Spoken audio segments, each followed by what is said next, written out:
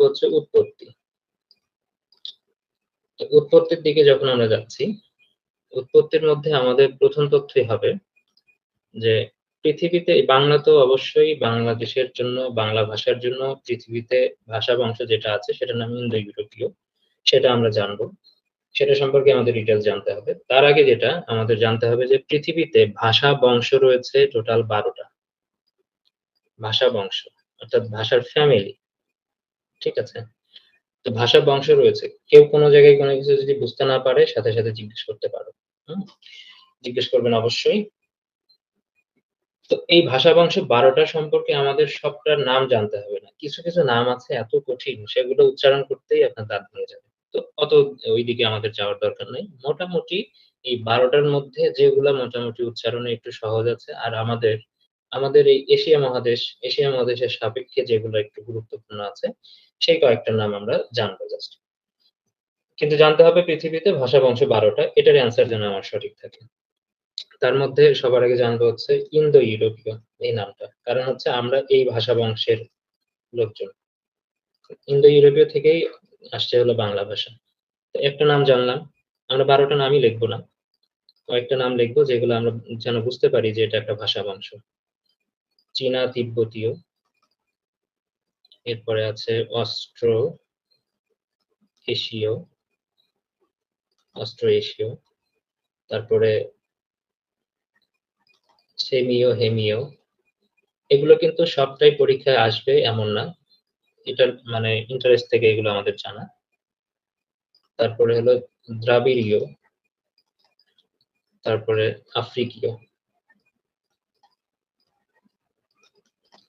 যে আমাদের যে 9-10 এর বইটা, 9-10 এর বইয়ে কিন্তু অনেক কিছু চেঞ্জ নিয়ে এসেছে। 9-10 এর ব্যাকরণ বই। তো সেই জায়গা থেকে কিন্তু আমাদের আ এই তথ্যগুলো কিন্তু 9-10 এর বইয়ে দেয়া আছে। উৎপত্তি সম্পর্কে এই কয়েকটা যে ভাষা বংশের নাম আমরা পড়লাম, এই নতুন বইয়ে কিন্তু ইনক্লুড করেছে। সেই জায়গা থেকে যদি আমি বলি তাহলে ইম্পোর্টেন্ট হতে পারে। যদি বলে যে হেমীয়, সেমীয় কিসের নাম? বা সেমীয়, হেমীয় এটা কিসের নাম? তাহলে অবশ্যই অপশনগুলোর মধ্যে থেকে অবশ্যই আপনার যেটা থাকবে যে ভাষা বংশ অবশ্যই তখন সেটার রাইট অ্যান্সার হবে। এখন যদি নাই জানি যে সেমীয়, হেমীয় এই জিনিসটা কি? তাহলে এটা তো আমি তো দাগাইতে পারব না। তো উৎপত্তি সম্পর্কে আসতে গেলে এই গুরুত্বপূর্ণ যে কিছু ৬ টা নাম আমরা দেখলাম ১২ টার মধ্যে। মোটামুটি এই কটা একটু পরিচয় সম্পর্কে আমরা জানব। তো আমাদের আসতে হবে ইন্দো ইউরোপীয় ভাষা বংশ সম্পর্কে আমাদের একটু ডিটেইলস এ জানতে হবে। এখান থেকে বাংলা ভাষাটা কিভাবে এসেছে সেটা আমাদের জানাটা মেইন উদ্দেশ্য।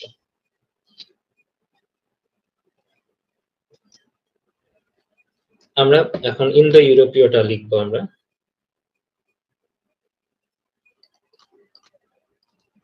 ইন্দো ইউরোপীয়। এটার শাখা প্রশাখা কিভাবে গজিয়েছে সেটা আমরা লিখবো। আর ইন্দো ইউরোপীয় বলতে কোন এরিয়াকে বোঝানো হচ্ছে? ওই তৎকালীন সময়ে ইন্দো ইউরোপীয় বলে কোন এরিয়াকে বোঝানো হচ্ছিল? অবশ্যই এখানে ইন্দো ইউরোপীয় বলতে ইউরোপের অংশ বোঝানো হচ্ছে। এই ইন্ডিয়ান সাবকন্টিনেন্টের কথা বোঝানো হচ্ছে। অর্থাৎ এশিয়ার অংশ পড়ছে আবার ইউরোপের অংশ কিন্তু পড়ছে। এর মধ্যে দুটোই আছে ইন্দো ইউরোপীয়। আর ইন্দো ইউরোপীয়র আদিম বাসস্থান ছিল মানে কাদের নামে এটা নামকরণ করা হয়েছিল? যদি পরীক্ষায় আসে যে ইন্দো ইউরোপীয়দের আদিম বাসস্থান কোথায়? এটা আমরা সাইড কর্নারে লিখতে পারি যে দক্ষিণ রাশিয়ার ইউরাল পর্বত। ইউরাল পর্বত। এই ইউরাল পর্বত। তার মানে ইন্দো ইউরোপিয়ান ভাষাগোষ্ঠীর যে আদি বাসস্থান ছিল সেই বাসস্থানটা হলো দক্ষিণ রাশিয়ার ইউরাল পর্বতে। ইউরাল পর্বতটা এটা মনে রাখতে হবে একটু। তারপরে এখন আমরা মেইন শাখার মধ্যে যাব। ইন্দো ইউরোপীয় শাখা ছিল ২ টা। একটা শাখার নাম এখন এই এই জিনিসগুলো যদি আমাদের আগে পড়া না থাকে তাহলে এই জিনিসগুলো একটু কঠিন মনে হতে পারে। আবার হলো কি আমি শেষে বলে দিব যে আসলে এই ভাষাগোষ্ঠী থেকে কতটুকু পরীক্ষার জন্য গুরুত্বপূর্ণ বা কোনটুকু আমাদের যেতে হবে, কোনটুকুর মধ্যে দিয়ে গেলে আমাদের পড়া কমপ্লিট হবে। আর এর সাথে প্রাসঙ্গিক কিছু কিন্তু কথাবার্তা থাকবে। কারণ সেটা হচ্ছে এই হিস্ট্রিটাকে পরিপূর্ণ করার জন্য। ঠিক আছে? তো ২ টা অংশ মানে ২ টা শাখায় ভাগ করা হয়েছিল। এটা হলো শাখা। ইন্দো ইউরোপের শাখা হলো ২ টো। একটা শাখার নাম হলো কেন্তুন। আর একটা শাখার নাম হলো শতম। এই কেন্তুম এবং শতম। তো আমাদের যে ভাষাটা, এই ভাষাটা এসেছে হলো শতম শাখা থেকে। শতম শাখা থেকে এসেছে আমাদের বাংলা ভাষাটা। তো ধীরে ধীরে আমরা বাংলার দিকে যাব। তো কেন্তুম এবং শতম এই দুইটা ইন্দো ইউরোপের মধ্যে এই কেন্তুম যে পার্টটা আমরা দেখতে পাচ্ছি, হ্যাঁ? এই কেন্তুম পার্টটা থেকে ইউরোপের ম্যাক্সিমাম ভাষাই এসেছে এই কেন্তুম পার্ট, মানে কেন্তুম থেকে। আসলে এখানে আসি যে কেন্তুম এবং শতম বলতে নামটা এরকম হলো কেন? এটা একটু ইন্টারেস্টেড থেকে জাস্ট বলে দিচ্ছি। কেন্তুমের মধ্যে আছে হলো ক, আর শতমের মধ্যে আছে তালব্য শ। তো এই আ আদি যে স্বরটা ছিল, ক যে বর্ণটা ছিল, যে ভাষার মধ্যে এই ক ধ্বনিটা রয়েই গেছে, সেই ভাষাকে কেন্তুম বলা হচ্ছে। মানে তাদের যে থিসিস অনুসারে এটা। আর শতম হচ্ছে যে ভাষায় কটা না থেকে আগে ক ছিল সেটা মানে শতে রূপান্তরিত হয়েছে। তালব্য শ অথবা দন্ত্য শতে রূপান্তরিত হয়েছে। এখান থেকে নামটা হয়েছে শতম। জাস্ট এটা এই যে টার্ম গুলো, এই টার্ম গুলো বহু পুরানো। আর একটা জিনিস মনে রাখতে হবে, ইন্দো ইউরোপীয় কথা যখন বলেছে, এই জায়গাটাতে মানে ইউরোপের মেক্সিমাম ভাষা, ইউরোপ মহাদেশের মেক্সিমাম ভাষাই এসেছে হচ্ছে কেন্তুম থেকে। ইউরোপের মেক্সিমাম ভাষা, ইউরোপ মহাদেশের মেক্সিমাম ভাষা। তবে এখানে মনে রাখতে হবে, এখানে কিন্তু এশিয়ারও ২ টা ভাষা আছে।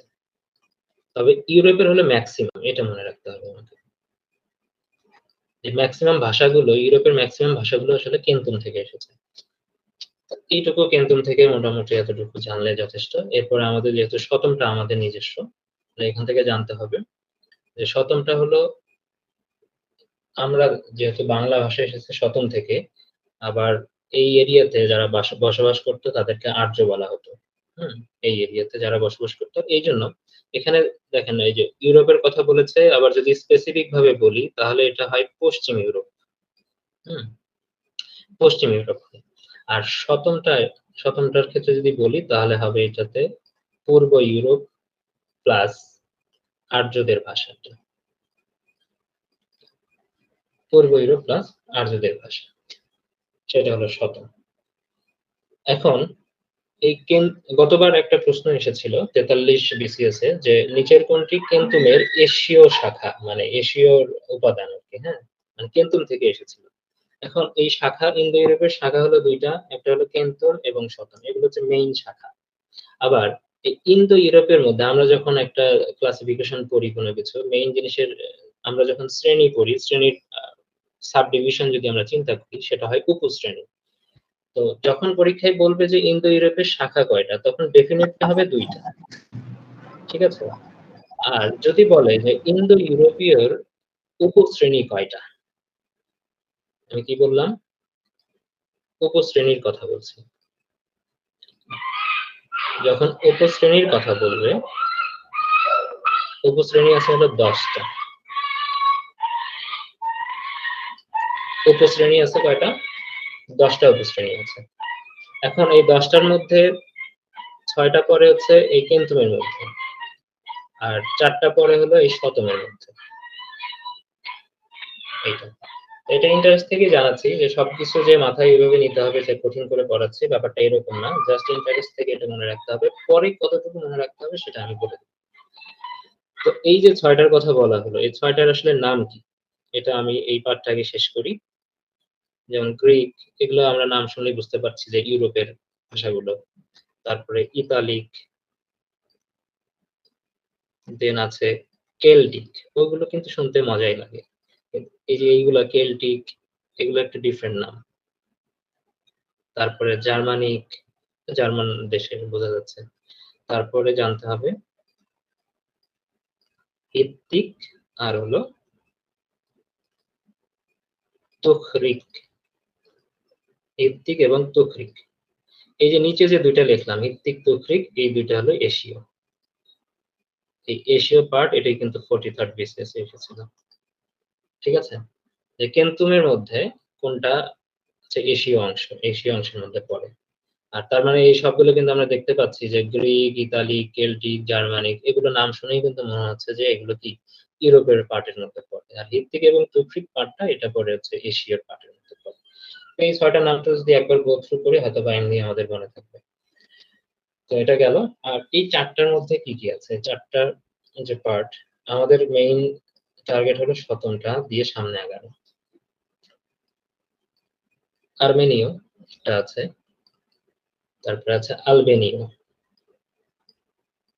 আলবেনীয়, আরেকটা শাখার নাম আছে বাল্টো স্লাভিক। আর এই শাখাটা আমাদের জন্য গুরুত্বপূর্ণ। ১ম গুরুত্বপূর্ণ ছিল আমরা এসেছি ইন্দো ইউরোপীয় ভাষা বংশের, তার শাখা হলো সতন শাখা। আর এই শাখার পরে যদি বলা হয় আমরা কোন শ্রেণীর ছিলাম, আমরা ছিলাম হলো ইন্দো ইরানি। এই যে ইন্দো কথাটাই চলে এসছে মানে হচ্ছে আমরা ভারত মহাদেশের উপমহাদেশের মধ্যে ঢুকে গেলাম। ইন্দো ইরানি। তার মানে এটা ২ টা মিলে হয়েছে ইরান আর হচ্ছে ইন্দো। মানে এই এশিয়ান এরিয়ার মধ্যে যদি ইন্ডিয়ান সাবকন্টিনেন্ট চিন্তা করি তাহলে আমরা কিন্তু এই এরিয়ার মধ্যে ঢুকে গেলাম। তার মানে যদি আসে এবার যে বাংলা ভাষা কোন উপশ্রেণীর অন্তর্ভুক্ত? সেক্ষেত্রে কিন্তু হবে ইন্দো ইরানীয়। সেখানে যদি অপশনে ইন্দো ইউরোপীয় থাকে তাহলে কিন্তু সেটা রাইট অ্যান্সার হবে না। কেয়ারফুলি আমাদের মনে রাখতে হবে। বাবা হচ্ছে এখানে সবার আগে হলো ইন্দো ইউরোপীয়, তারপর শাখা শতন, উপশ্রেণী হলো ইন্দো ইরানীয়। এখন ইন্দো ইরানীয় থেকেই কিন্তু ধীরে, ধীরে আমাদের বাংলা ভাষা এসেছে। তো ইন্দো ইউরোপের পরে আমি আর এখানে কিন্তু ইন্দো ইউরোপের অনেকগুলো শাখা আছে, প্রায় ৪ টা আছে। মিশরীয় আছে, ইরানীয় আছে, দরদীয় আছে আর প্রাচীন ভারতীয় আর্য। তো আমাদের মেইন টার্গেট আমরা আর এখানে শাখা বাড়াবো না। ইন্দো ইরানীয়র পরে প্রাচীন ভারতীয় আর্য। প্রাচীন ভারতীয় আর্য ভাষা। প্রাচীন ভারতীয় আর্য ভাষার যেটা, এই যে আমরা আর্যদের ভাষার মধ্যে চলে গেলাম। সরাসরি আর্য বলা যায়। এবার ফুল যদি আমরা লিখি তাহলে হবে প্রাচীন ভারতীয় আর্য ভাষা।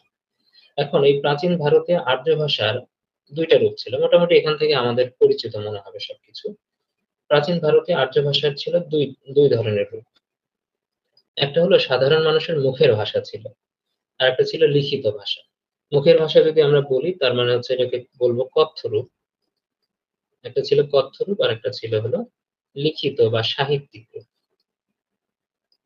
লিখিত বা সাহিত্যিক রূপ এই ২ টা। আমরা কি জানি? আমরা জানি যে কথ্য ভাষাটা বা কথ্য রূপ যেটা এটা চেঞ্জ হতে পারে। এটা চেঞ্জ হয়ে অন্য ভাষায় রূপান্তরিত হয়। কিন্তু লিখিত রূপ যেটা মানে আমরা as for example যদি সাধু ভাষার কথা বলি, আমরা বর্তমানে সাধু ভাষার সাথে পরিচিত যে সাহিত্যিক ভাষা। তো এই দিক থেকে যদি আমরা চিন্তা করি, তাহলে কিন্তু এই লিখিত ভাষাটা কোনদিন পরিবর্তন হয় না। এবার আসি যে আপনারা তারপরে থেকে কন্টিনিউ করবেন। আমি পরের স্লাইড নিয়ে নিচ্ছি। তার কথ্য রূপ রাখলাম আর হচ্ছে লিখিত রূপ। আচ্ছা কথ্য রূপটা এখানে আমি লিখে যাই। সেটা হলো কথ্য রূপটাকে বলা হচ্ছে প্রাকৃত। আপনারা নিচে লেখেন এটা, আমি এখানে লিখছি। কথ্য রূপকে বলা হচ্ছে প্রাকৃত। আর এই সাহিত্যিক যে রূপটা, এটাকে বলা হয় বৈদিক ভাষা। এটাকে বলা হয় বৈদিক ভাষা। আমরা জানি হচ্ছে যদি বেদের যে ভাষাটা, বেদ, আর্যদের যে ধর্মগ্রন্থ ছিল, আর্যদের ধর্মগ্রন্থের নাম হলো বেদ। এটা মনে রাখতে হবে। এই যে আমরা এখানে দেখলাম যে প্রাচীন ভারতীয় আর্য, এটা বলা আছে না আর্য। এখন আর্যরা যে ভাষায় সাহিত্য রচনা করবে বা তারা যে ভাষায় লিখবে, তাদের যে ভাষাটা সেটাই হবে ডেফিনিটলি বৈদিক ভাষা। তার মানে আর্যদের ধর্মগ্রন্থের নাম বা আর্যদের যে গ্রন্থ, তারা যে গ্রন্থটাকে ধর্মগ্রন্থ হিসেবে মানত, সেই গ্রন্থটার নাম হচ্ছে বেদ। তার মানে বেদ যে ভাষায় লেখা হয়েছিল সেটার নাম হচ্ছে বৈদিক ভাষা। তো এগুলো থেকে কিন্তু প্রশ্ন হয়েছে প্রিভিয়াস সালে। তো আমি কিন্তু এভাবে বিশ্লেষণ করে দিচ্ছি। ঠিক আছে? তারপরে এবার যাই আমরা এই যে বৈদিক ভাষাটা, আচ্ছা এই বৈদিক আমরা জানি যে নরমালি যে প্রাকৃত ভাষা বলি আবার একদিকে বলি সংস্কৃত ভাষা। কিন্তু আমি এখানে কিন্তু লিখিত রূপের মধ্যে সংস্কৃত না রেখে আমি লিখছি হচ্ছে বৈদিক ভাষা। এটার উদ্দেশ্য হলো যে সংস্কৃত কিন্তু ১ম এই হয়নি। এটা আগে এর নাম ছিল বৈদিক ভাষা। ঠিক আছে? পরবর্তীতে এই বৈদিক ভাষাটাই সংস্কৃত ভাষায় রূপান্তরিত হয়েছে। তাহলে বৈদিকটাই আমরা লিখতে পারি সংস্কৃত। এটাই হচ্ছে সংস্কৃত। মানে অ্যারো দিয়ে কিন্তু আমরা সংস্কৃত লিখব। শুরুতেই কিন্তু আমরা সংস্কৃত পাইনি। লিখিত রূপ যেটা বৈদিক ভাষা আর এই বৈদিক ভাষা সংস্কার হয়ে হয়েছে সংস্কৃত ভাষা। তো সংস্কৃত অবশ্যই এর মধ্যে সংস্কার কথাটা থাকতে হবে। তার মানে হচ্ছে বৈদিক ভাষার সংস্কারজাত রূপ হলোই সংস্কৃত ভাষা। এটাও কিন্তু প্রশ্ন হতে পারে। যে বৈদিক ভাষার সংস্কারজাত রূপ কোনটি? অবশ্যই সেটা হলো সংস্কৃত ভাষা। আচ্ছা, এই পর্যন্ত যতটুকু আসলাম, এই পর্যন্ত সবাই বুঝতে পেরেছি কিনা? অ্যান্সার করবেন।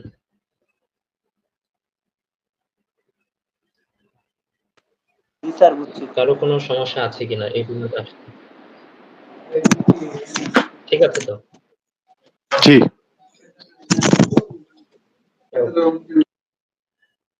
আচ্ছা। এই যে প্রাকৃত কথাটা আমরা লিখলাম, এখানে আমরা সাইড নোটে একটু লিখতে পারেন, প্রাকৃতর মিনিংটা কিন্তু পরীক্ষায় আসে মাঝে, মাঝে। ঠিক আছে? প্রাকৃতের মিনিংটা পরীক্ষায় আসে যে প্রাকৃত মানে কি? প্রাকৃত মানে হচ্ছে স্বাভাবিক।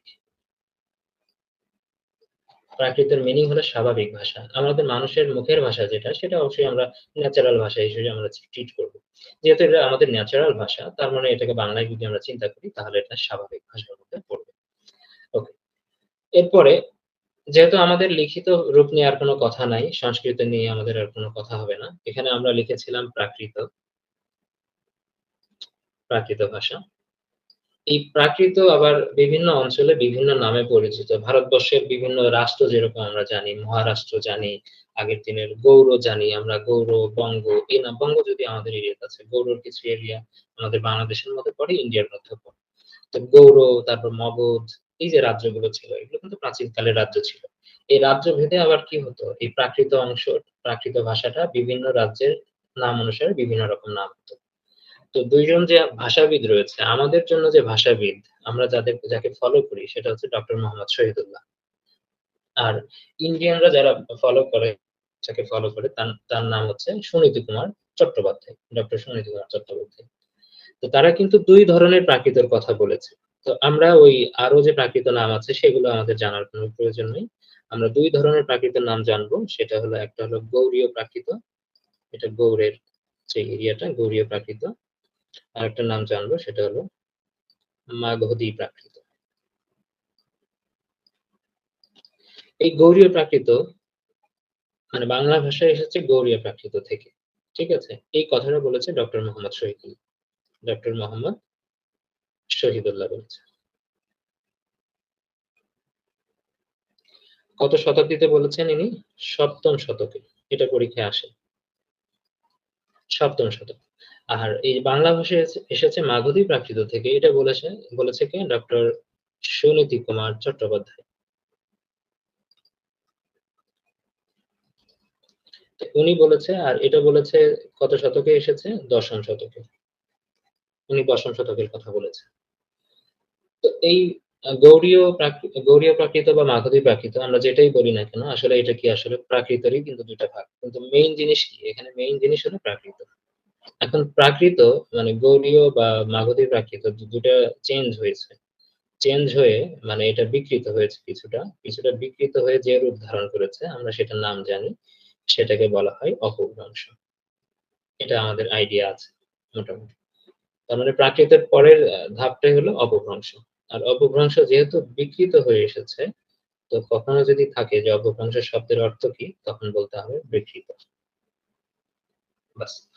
এখন অপভ্রংশ আবার একটু চেঞ্জ হয়েছে। চেঞ্জ হয়ে নাম হয়েছে বঙ্গ কামরূপী। বঙ্গ কামরূপী। এই বঙ্গ কামরূপী থেকেই বঙ্গ কামরূপী হচ্ছে লাস্ট স্টেজ বাংলা ভাষা তৈরি হওয়ার আগ পর্যন্ত। কারণ এর মধ্যে আমরা কিন্তু বঙ্গ দেখতে পাচ্ছি। এবার পরের স্টেজে বঙ্গ কামরূপী থেকে আসলে ৩ ধরনের ভাষা এসেছে। একটা ভাষার নাম ডেফিনিটলি সবার আগে আমরা লিখব বাংলা। আরেকটা ভাষা হলো অসমিয়া, মানে আসামের ভাষা। ঠিক আছে? আসামের ভাষা। আসামের ভাষাও এইজন্য কিন্তু বাংলা ভাষার মতোই শুনতে। ঠিক একই অবস্থা উড়িষ্যার ভাষা। ভারতের যে উড়িষ্যা এরিয়া আছে ওই ভাষাকে বলা হচ্ছে উড়িয়া ভাষা। এই ৩ টা। এখন দেখেন যে বঙ্গ কামরূপীকে যদি আমরা মা ধরি, তার মানে বাচ্চা হচ্ছে কে? বাংলা, অসমিয়া এবং উড়িয়া। এখন পরীক্ষায় থাকতে পারে যে বাংলার সহোদর ভাষা কোনটা? এটা কিন্তু পরীক্ষায় এসেছিল। বাংলার সহোদর ভাষা হচ্ছে অসমিয়া হিসেবে এসেছিল। মানে অপশনে অসমিয়া ছিল।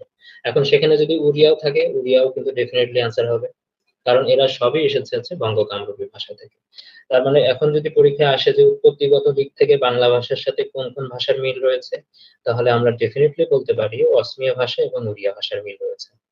তো আমরা কিন্তু একদম লাস্ট বাংলা ভাষায় চলে আসলাম। এবার যদি একটু রিভিউ করি, রিভিউ করলে আমরা আমাদের বাংলা ভাষায় আসার জন্য কোন, কোন লাইনে যেতে হচ্ছে? প্রথমে বলতে হচ্ছে যে আমরা হচ্ছে ইন্দো ইউরোপীয় ভাষা বংশের অংশ বাংলা ভাষা। তো ইন্দো ইউরোপের কোন ভাষা থেকে কোন শাখা থেকে এসেছে? শতন শাখা থেকে এসেছে। যদি বলে যে ইন্দো ইউরোপীয় কোন শ্রেণী থেকে মানে উপশ্রেণী থেকে এসেছে? ইন্দো ইরানীয় উপশ্রেণী। তারপরের ধাপ হলো প্রাচীন ভারতীয় আর্য।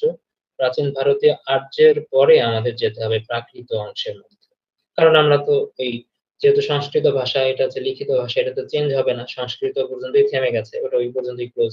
এখন পর্যন্ত সংস্কৃত যে ভাষায় লেখা হয় ওই আগেও কিন্তু সেইভাবেই লেখা হতো। ওটার আর কোন চেঞ্জ হয়নি। তার মানে আমরা প্রাকৃতের মধ্যে ঢুকে গেলাম। এবার প্রাকৃত যখন আমরা মানে আমরা জানি প্রাকৃত সম্পর্কে ২ টা কথা বললাম। তো কিন্তু মেইন জিনিস তো এখানে প্রাকৃত। প্রাকৃতের পরে প্রাকৃত চেঞ্জ হয়ে গেল অপভ্রংশ। অপভ্রংশ থেকে একটু আরো একটু সংস্কার হলো। সংস্কার হয়ে হলো হচ্ছে বঙ্গ-কামরূপী। তারপর সেখান থেকে আমরা পেয়ে গেলাম বাংলা। এই ফ্লো চার্ট আমরা অবলম্বন করব। যদি আসে অপশনে যদি আসে বাংলা কোন ভাষা থেকে এসেছে, অপশনে বঙ্গ-কামরূপী থাকলে আগে বঙ্গ-কামরূপী দাগাইতে হবে। বঙ্গ-কামরূপী যদি না থাকে তাহলে দাগাইতে হবে অপভ্রংশ এবং অপভ্রংশের কথা যদি আবার বলা থাকে, আমরা যদি চিন্তা করি যে গৌড়ীয় প্রাকৃতের কথা যদি চিন্তা করি, হুম? তার মানে এখান থেকে যে অপভ্রংশ এসেছে সেটার নাম হবে গৌড়ীয় অপভ্রংশ ডেফিনিটলি। নামের সাথে নাম মিল করায় দিবেন। আর যদি বলি মাগধী প্রাকৃত থেকে যেটা অপভ্রংশ এসেছে সেটার নাম হবে মাগধী অপভ্রংশ। তার মানে ১ম প্রশ্ন যদি বাংলা কোন ভাষা থেকে এসেছে? বঙ্গ-কামরূপী। তারপরে যদি বলে বঙ্গ-কামরূপী থাকলো না, বাংলা কোন ভাষা থেকে এসেছে? থাকতে পারে গৌড়ীয় অপভ্রংশ অথবা মাগধী অপভ্রংশ।